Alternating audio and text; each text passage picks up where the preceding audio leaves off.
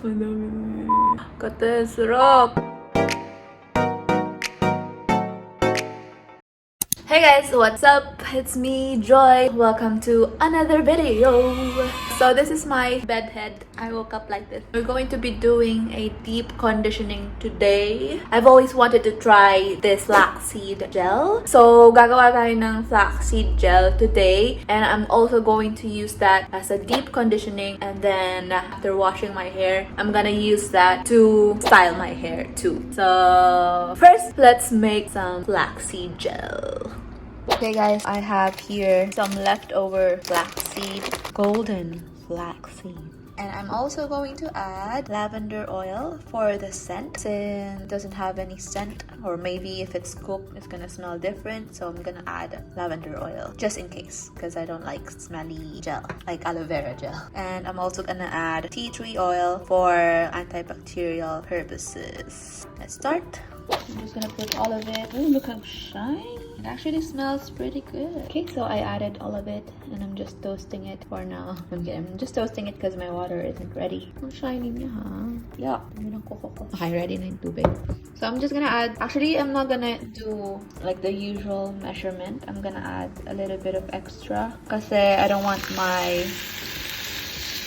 hot. I don't want my gel to be super thick, so I'm gonna add a lot. I think that was 1 part of flaxseed and 3 parts of water, or 4. Mukhang sesame. Dagdagan kaya natin yung sesame seeds.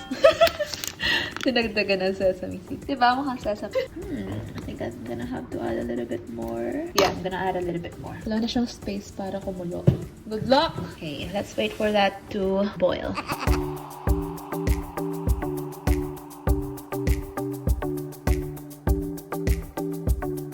So I didn't stop stirring it because I'm scared that I'm gonna burn it at the bottom. Kasi pagka hindi mo siya in-stir, nagsisink siya. And now it's just like 5 minutes and it hasn't even boiled yet. Ganyan na yung consistency niya. I'm probably gonna have to keep stirring kasi masyadong maliit yung space ko. Oh shit. Oh mama, don't overflow. I'm scared. Oh, mama mia. Ang thick na niya agad. Now that dripped a little bit, pagka nag-cool na siya, tingnan natin kung magandang gel texture na siya. If that's the case, then I'm going to stop.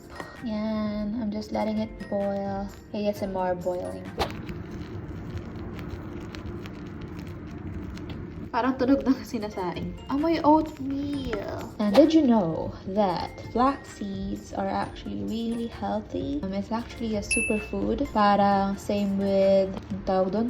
Chia seeds. Diba yung chia, pagka lalagay mo rin sa oatmeal or sa shake, it makes the shake thicker. So they're like the same. They have a lot of benefits, a lot of vitamins that can help your skin even, and also your hair, and also your diet. So you can put it on your skin, you can eat it, you can put it on your hair. Sobrang daming benefit. It can improve your cholesterol, your blood pressure, your, ano pa ba? Yung metabolism mo because it has a lot of dietary fiber. Parang chia seeds din. So it's nice texture. Check natin yung tumulo kanina kung magandang gel na siya. Ooh, parang laway. Parang okay na siya. So I prepared a sift and a bowl, and since I'm satisfied with this baby, I'm gonna sift it. And since the gel gets thicker the more it cools down, I believe that's what happens. I'm gonna have to sift it right away. Pwede rin namang ipa-cool down nyo tapos i-sift nyo, pero mas effective kasi pagka gantong ano pa siya. Parang aloe vera gel. Is she cute? Whatever. Look at that. How you like that? Oh my god, kusa siyang pumunta. Oh my god, ang galing. Galing ka sumaya. This one is still okay. And I think it's gonna pass for another boil. Okay, let me just sift this. Ang cute. Parang uhog. Parang yung uhog nung classmate mo ng elementary habang umiiyak siya. Tapos sinusuklayan mo yung buhok niya. Diba? And then I'm gonna boil this some more because I didn't expect it was gonna be this thick. Okay, so I'm gonna boil this one again. Oh my goodness, this was just like 3 minutes of stirring and it's already super thick. It's not even boiling yet. Dami ko atang magagawa. Shucks. I mean, that's good, right? So this was the first batch. And look at this. Oh, medyo mainit siya, no? OMG! She's thick! Wala pang pakulo yun. Dude, that is a lot. I'm gonna drop some tea tree oil. Siguro 5 drops. No, 10. 3, 4, and some lavender oil. I'm gonna put a little bit more lavender oil. Parang egg. Bango. Let's let that cool down for a little bit. Okay guys, so I got this empty bottle to store my gel. I'm gonna try to... maybe if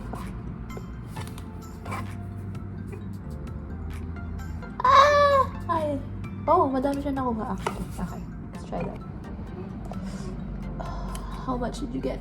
Napuno ko siya halfway by doing that. My hands are clean. I'm gonna try to scoop.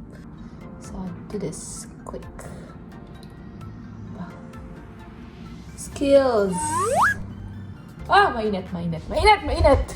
And almost full. So this one I'm gonna use to style my hair. Very messy. Chua style. So, para less messy yung paglagay ko sa buhok, I'm gonna put it in a bottle and then... So, this one, I'm gonna keep it. Maybe I'm gonna freeze it and then use it for future meals, like oatmeal or cakes. When you're doing the deep conditioning, you have to put a warm towel over your head so that it's gonna make the product or the gel that you put be absorbed into your hair. It's easier for our hair to absorb that moisture kasi nagbubukas yung cuticles natin if the product is warm or if our hair is warm. So yeah, let's apply this. So let's do the first section first.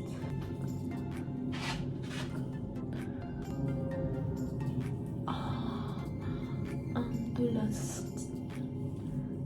Mas madulas siya sa aloe vera.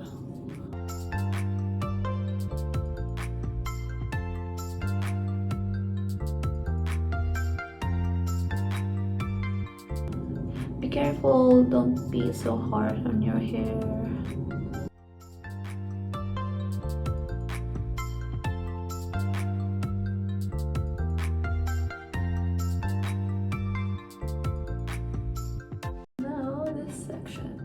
We're done with that. Let's add a little bit more later.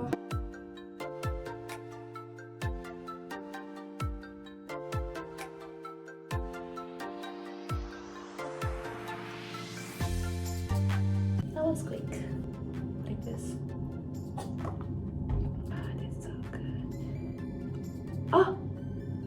Nawala agad. Nabsorb niya agad. I might have discovered my holy grail. Whoa. More, why not? Ooh. Madulas. Ang bango, may lavender.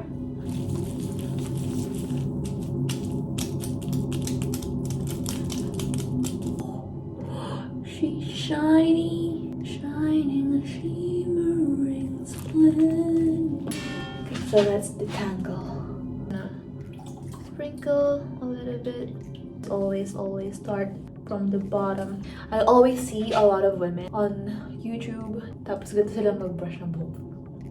Like, be gentle. See, I'm just letting the teeth of the brush go through my hair and then that already helps a lot. Hindi mo na kailangan to pull it. Just go through and then do that like in every section.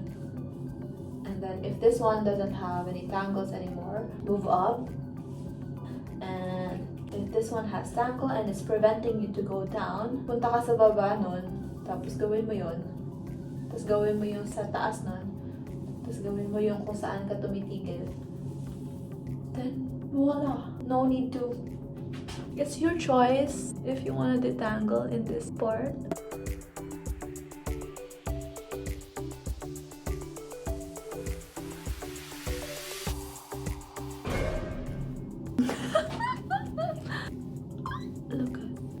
Look at that.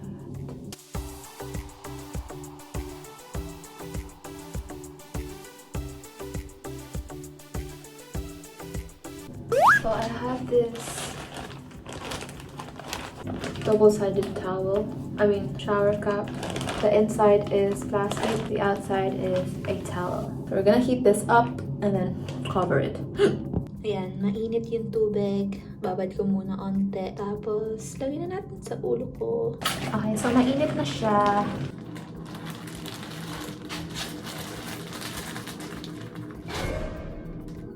Okay guys, so you can actually leave it for half an hour or 1 hour. So, wala masyadong product yung buhok ko ngayon para matest natin yung flaxseed gel. Look, God! Oh my gosh, by the way guys, when I was showering, super lambot in fairness. So, here is the Nivea Men shower gel. Charot, dito na siya. Ganda ng consistency.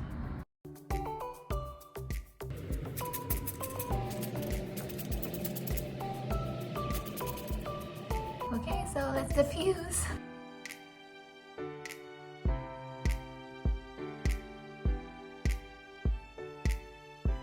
And it made a pretty cool cast. See? Super hard. Okay guys, I think it's 100% dry. Looking good. Still in the cast. Parang mousse talaga yung ginamit ko. So let's scrunch out the crunch. If you guys don't know what I'm doing right now, watch my other video for that. Girl, I think she's the one. Okay, lumipat ako sa sala para mas clear. Ang ganda.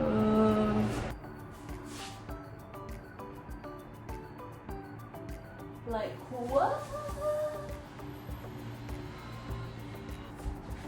Cause like, girl. So yeah guys, it's effective. I hope you guys try it out too. My hair became so shiny. Like, oh my god. Love it. Thank you guys for watching. See you on the next one. Bye.